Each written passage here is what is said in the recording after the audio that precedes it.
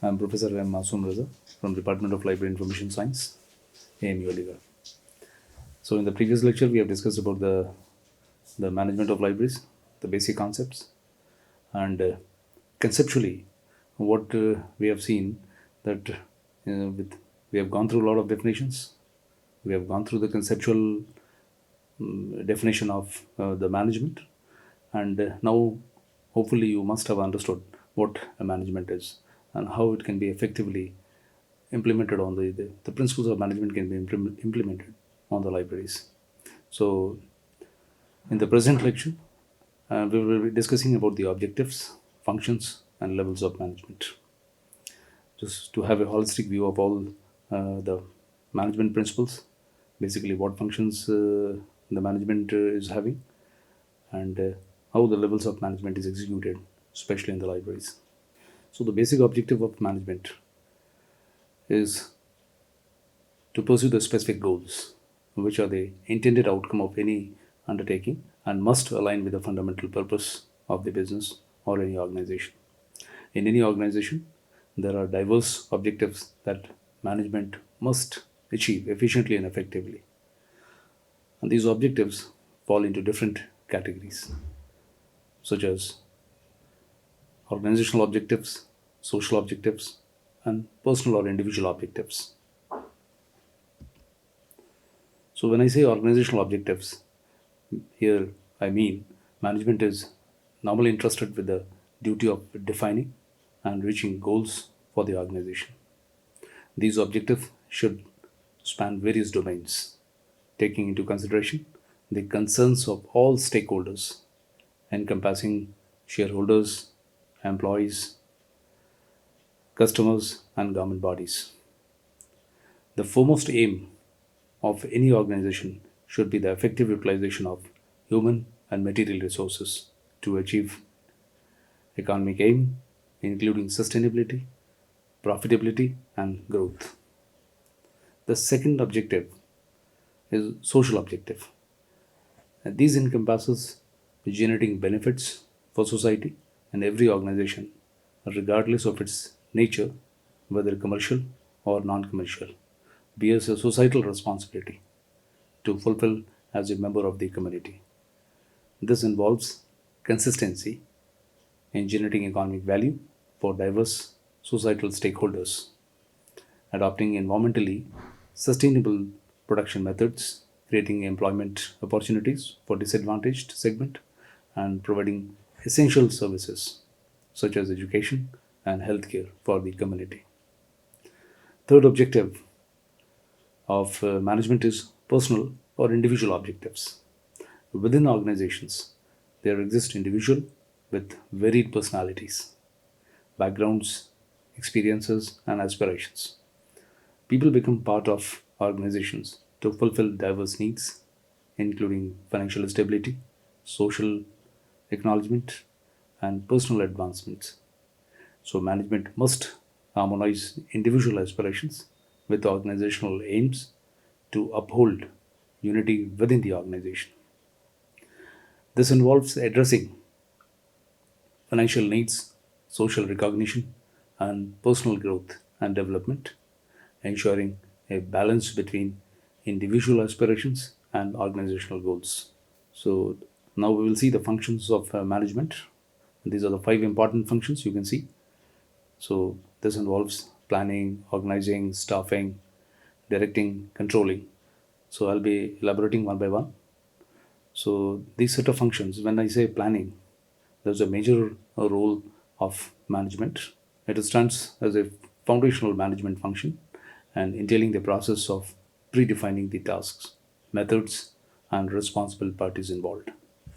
It is a methodical and structural endeavor to establish goals, pinpoint resources, and delineate their steps necessary to attain particular objectives. Through planning, an organization develops a roadmap that directs decision making and resource distribution, offering a clear path towards achieving specific goals.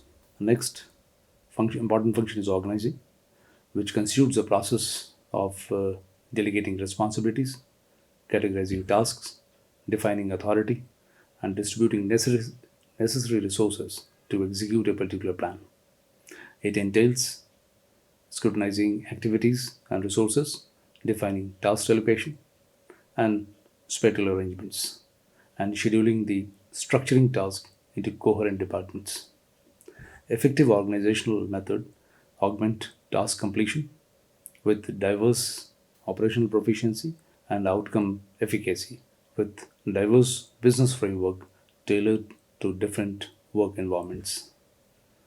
Third function is staffing, which encompasses the process of identifying individuals with the appropriate qualifications for specific roles. Ensuring the presence of skilled personnel in suitable positions and times is a pivotal facet of management, which includes tasks such as recruiting, selecting, placing, and training personnel. So, this portion we will be dealing in the human resource management. That will be the upcoming area. So, there we'll deal with the staffing part in detail.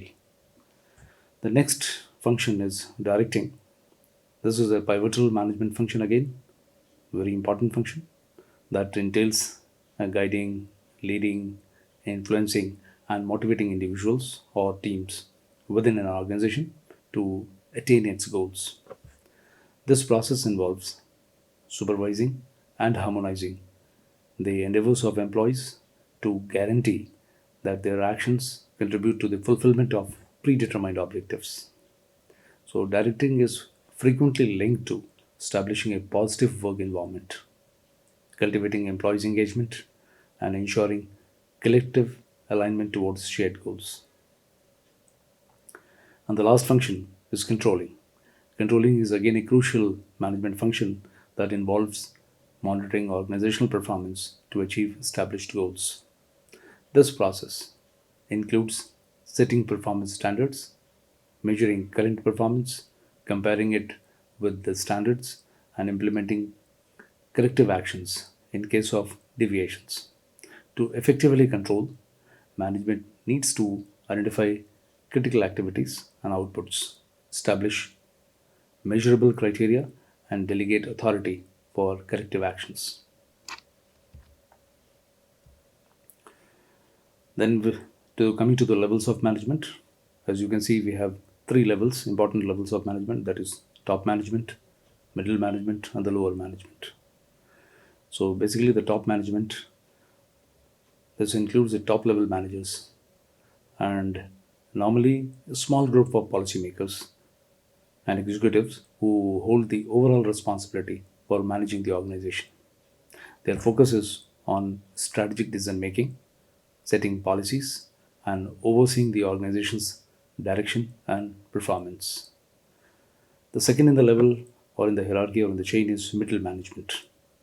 So, middle level managers are responsible for directing the activities of both first level managers and at times operating employees. They play a coordinating role to ensure that the organization's objectives are met and that operations run smoothly. The third in the chain, third in the level is lower management. So, the first level managers, also known as supervisors, have a direct contact with the employees involved in producing goods or services within an organization. Their primary responsibility is to oversee and direct the work of employees, ensuring efficiency and productivity. In service industries like tourism, the first level managers may also engage with customers in certain areas. Then you can see the most prominent, the principle of library management that was given by Luther Gulick. So, is abbreviated as POSDCORB, acronymed as POSDCORB, and it includes six elements. So, the six elements are planning, organizing, staffing, directing, coordinating, reporting, and budgeting. So, just I'll explain one by one. The planning, as already explained, stands as a foundational managerial function requiring extensive knowledge and experience to develop a comprehensive blueprint for work. In libraries, especially, the meticulous planning is to be done, that is indispensable for meeting users' requirement. and making it a cornerstone for effective management. Second element of management is organizing. This organizing involves the design, suggestion of structures, space planning, and allocation of tasks. It includes determining specific activities, logically grouping them, assigning tasks to positions, and coordinating efforts. This function is universally applicable, including the management of libraries and information centers. Third important element is staffing, and this is also known as human resource management and is vital for any organization. And we'll be dealing with this concept in the later lectures. So, especially in the libraries, the role of well qualified, trained, and devoted staff is paramount in achieving goals, even if the infrastructure and the collections are excellent. So, the fourth element is directing. Directing encompasses providing instructions to the staff for accurate, efficient, and appropriate work. It is a continuous process applicable to individuals and groups. In libraries, where highly technical staff technical work is performed, directing is crucial for ensuring precision. Then the next element is coordinating. Coordinating encompasses establishing connections among different segments of the organization to promote seamless operation, prevent redundancy, and guarantee systematic contribution from all units. In libraries, coordination is imperative to prevent confusion or gaps, ultimately enabling prompt and efficient work. And the next important element is reporting. Reporting entails the communication of information to staff, sections, supervisors' tasks, ongoing work, and forthcoming assignments. In libraries, reporting holds significant importance as it allows the chief librarian to hold or to keep higher authorities informed about the library's performance and its current needs. And the last element is budgeting. Budgeting in libraries refers to the process of planning and allocating financial resources for a specific period, typically a fiscal year. This involves estimating income, outlining anticipated expenditures, and establishing a financial framework to guide the library's operation. The budget serves as a crucial tool for library management, helping to prioritize activities, allocate funds to various departments or functions, and ensure the efficient use of resources. It encompasses careful planning, monitoring, and control of financial activities to support the library's goals and objectives. Coming to the managerial roles, we can see what are the managerial roles here, and you can see the interpersonal role, and then we have informational role, and then we have decisional role. So I'll just elaborate, especially the managerial role, as the prominent management theorist Henry Mintzberg has identified 10 managerial roles that he grouped under three broad categories based on the types of activities managers typically perform. So these categories are interpersonal roles and informational role and decisional roles. So in the interpersonal role, this involves interaction with people both inside and outside the organization. And Mintzberg identified three interpersonal roles. Number one is figurehead, that manager serves as a symbol of organization, representing its values and identity in ceremonial and symbolic activities. Then leader, second role is a leader. Manager motivates, communicate with and inspire individuals within the organization. They provide direction, guidance, and support to their teams to achieve organizational goals. Third is liaison. Managers establish and maintain connections both within and outside the organization. They build relationships, facilitate communication, and foster collaboration to achieve common objectives. Second category is informational roles. According to Mintzberg, the informational role is also having three components. or three roles which are covered under informational role. So managers, they fulfill information roles by gathering, processing, and disseminating information within and outside the organization. The categories are: monitor. Managers gather information about the internal and external factors that affect the organization. They stay informed about industry trends, market dynamics, and competitors' action. Second role is disseminator. Managers share relevant information with individuals and groups within the organization. They ensure that employees have access to the information they need to perform their roles effectively. And the third role is of spokesperson. Managers communicate official information about the organization to external stakeholders, convey its messages, and engage with customers, suppliers, regulators, and the media. The third managerial role is of decision.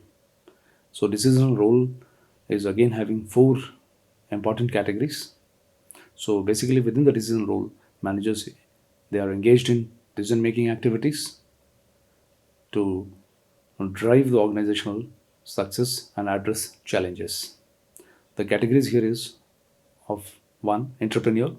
Managers introduce innovation and change into the organization to stay competitive in the fast changing business environment. They identify opportunities, take calculated risks, and drive initiatives to improve organizational performance.